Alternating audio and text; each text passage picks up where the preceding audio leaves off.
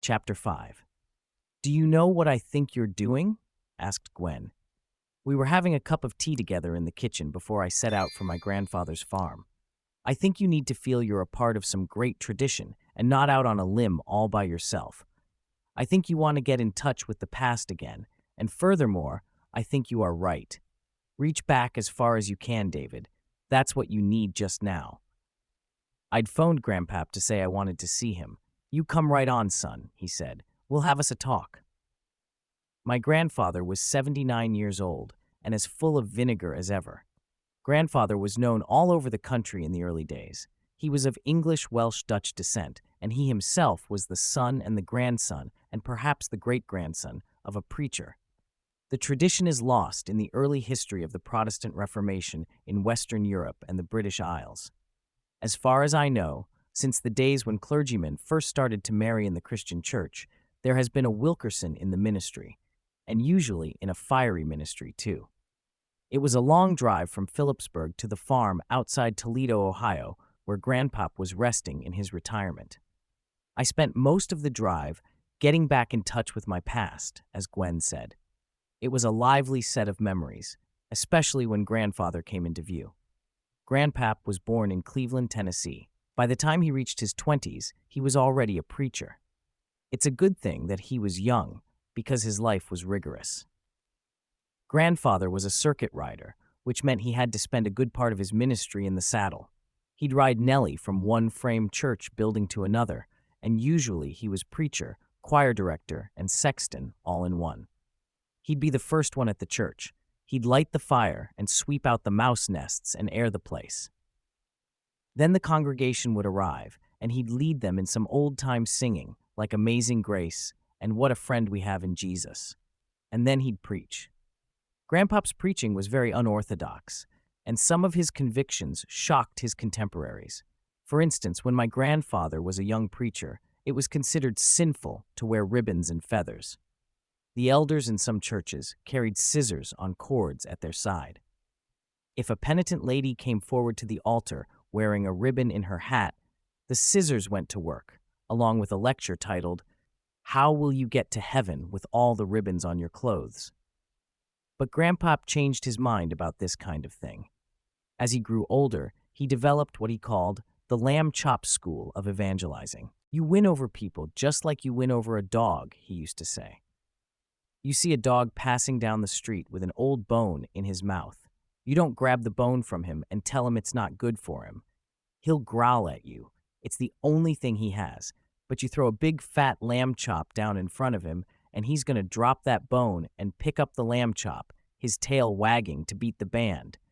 And you've got a friend. Instead of going around grabbing bones from people or cutting feathers off them, I'm going to throw them some lamb chops, something with real meat and life in it. I'm going to tell them about new beginnings. Grandpap preached at tent meetings as well as churches, and to this day, when I go around the country, I hear tales of the way old J. Wilkerson used to keep those meetings hopping. One time, for instance, he was preaching in a tent in Jamaica, Long Island. He had a good crowd because it was the 4th of July weekend, and a lot of people were on holiday.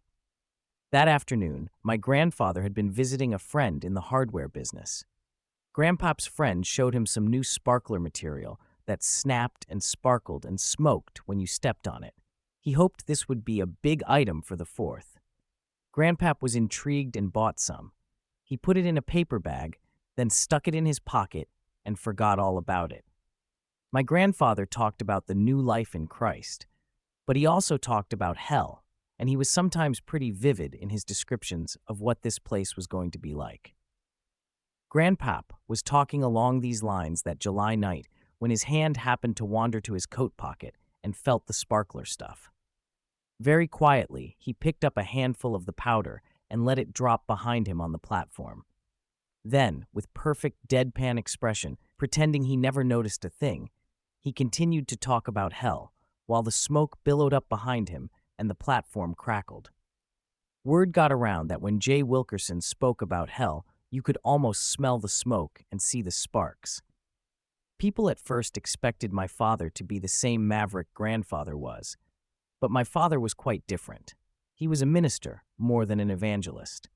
With Grandpap preaching all around the country, my father grew up missing the security of a settled home, and this was reflected in his career. He had only 4 churches during his entire ministry, whereas Grandpap was in a new church every night. My father built solid, stable churches where he was beloved and sought out in times of trouble. I guess it takes both kinds of preachers to make a church, my father said to me one day when we were living in Pittsburgh. But I do envy your grandfather's ability to shake the pride out of people. We need it in this church. We got it too the next time Grandpap passed through. Grandfather was always passing through. Dad's church was in a fashionable suburb of Pittsburgh among the bankers and lawyers and doctors of the city. It was an unusual setting for a Pentecostal church because our services are likely to be a bit noisy and undignified. But in this case, we'd toned them down out of deference to our surroundings. It took my grandfather to show us we were wrong. When Grandpap paid us this visit, everyone in church was trying to live like his neighbor, very sedate and fashionable. "And dead," said Grandpap.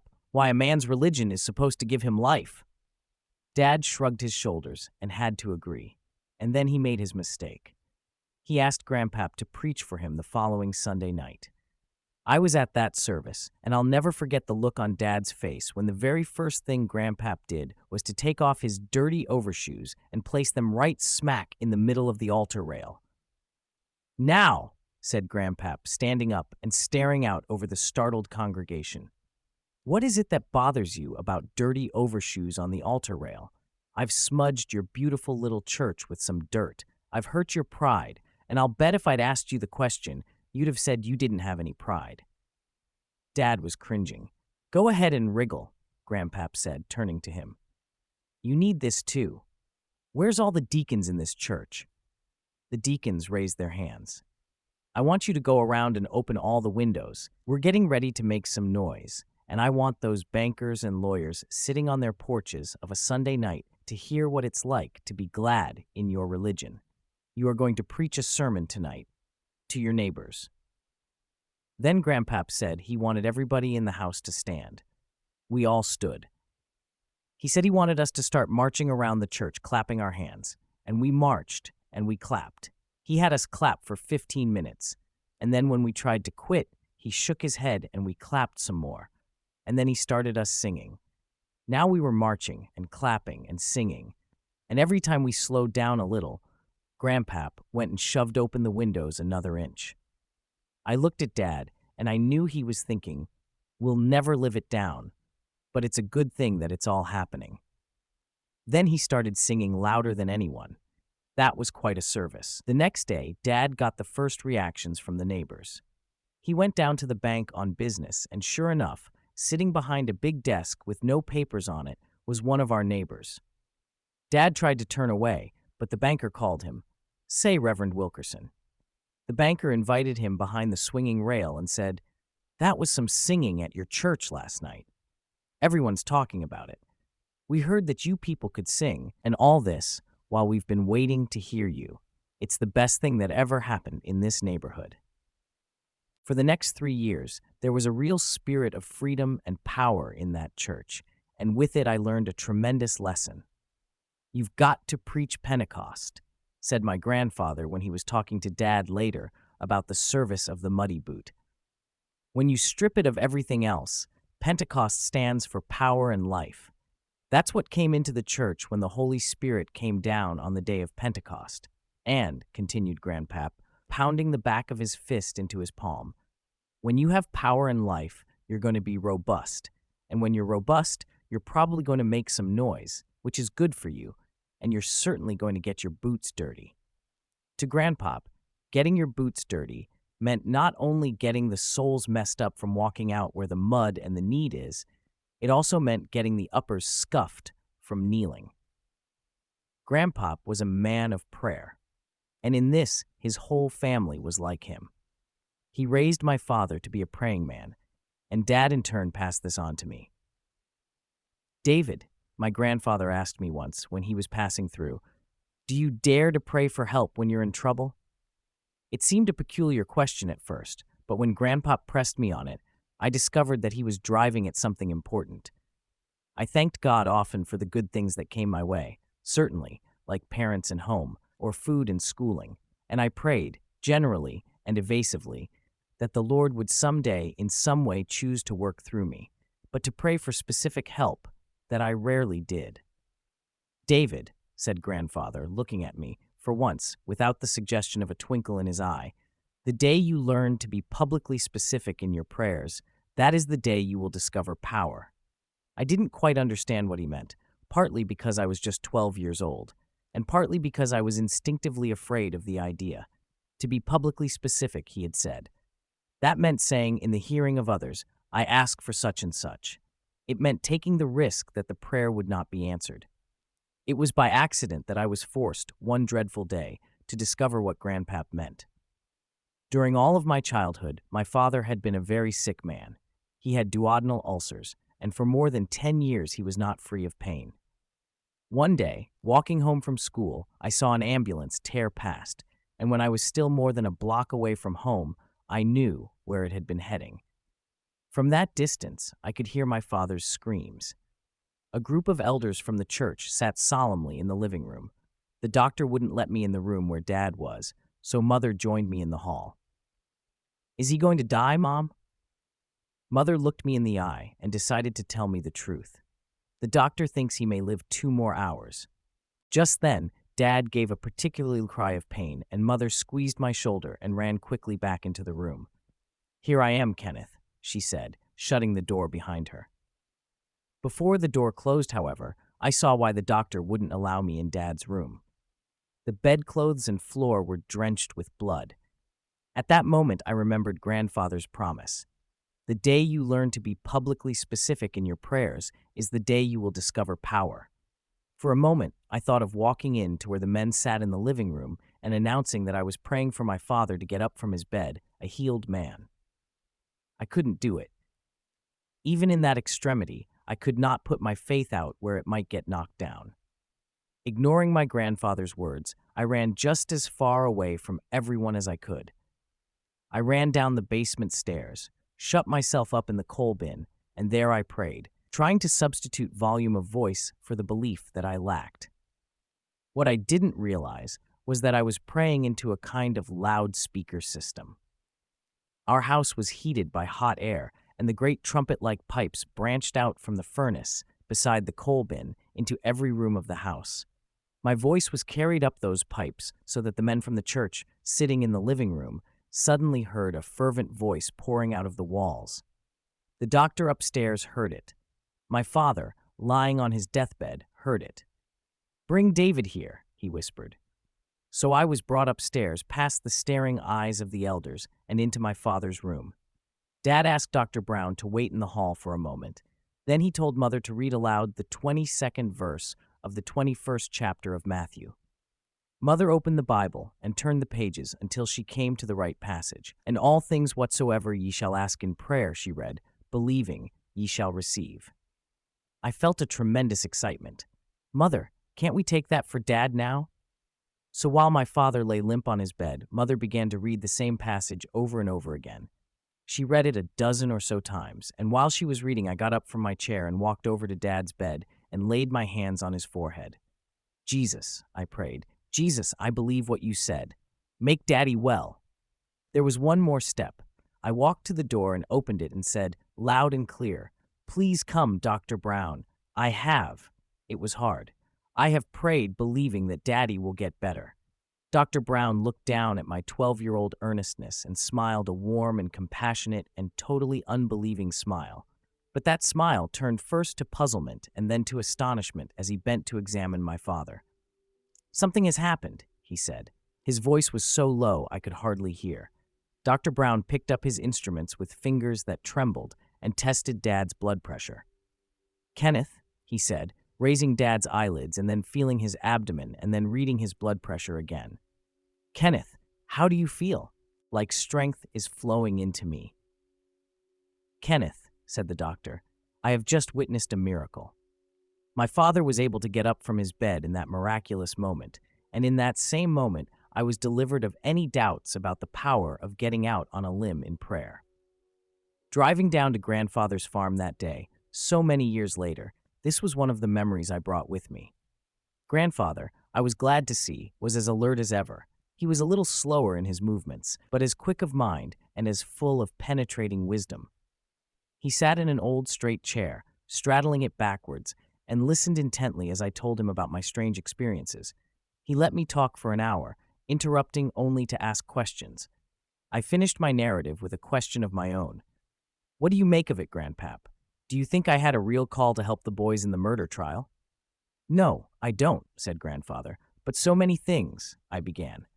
I think, he went on, that door's slammed just about as tight as you'll ever find a door shut, David.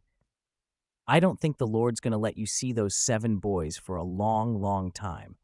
And I'll tell you why.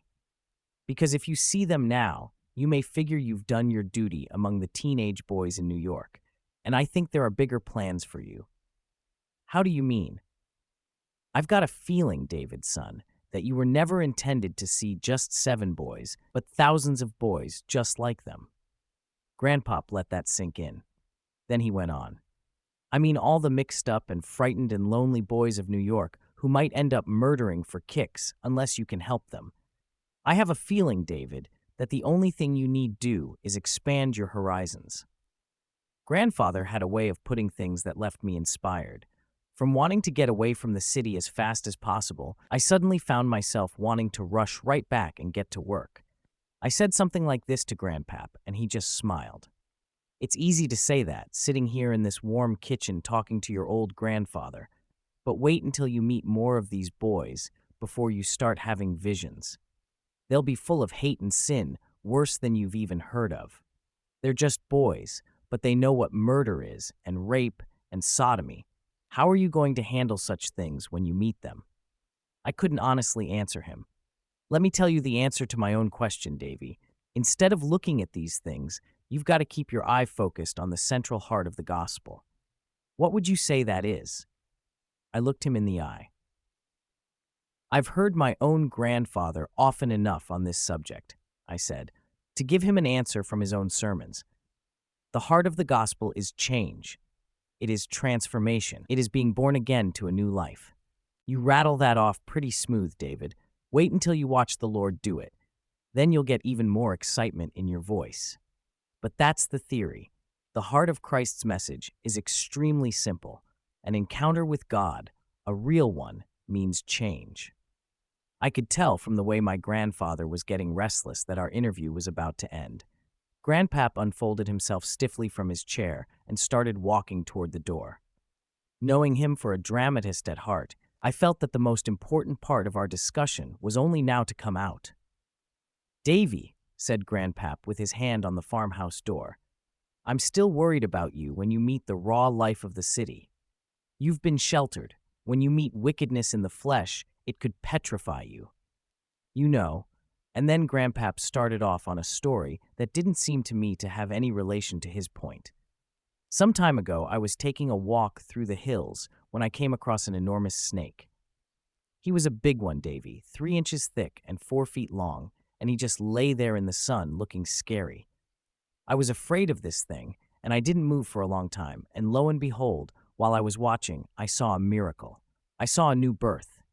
I saw that old snake shed its skin and leave it lying there in the sun and go off a new and really beautiful creature. When you start your new work in the city, boy, don't you be like I was, petrified by the outward appearance of your boys. God isn't. He's just waiting for each one of them to crawl right out of that old sin shell and leave it behind. He's waiting and yearning for the new man to come out. Never forget that, David, when you see your snakes, as surely you will, on the sidewalks of New York.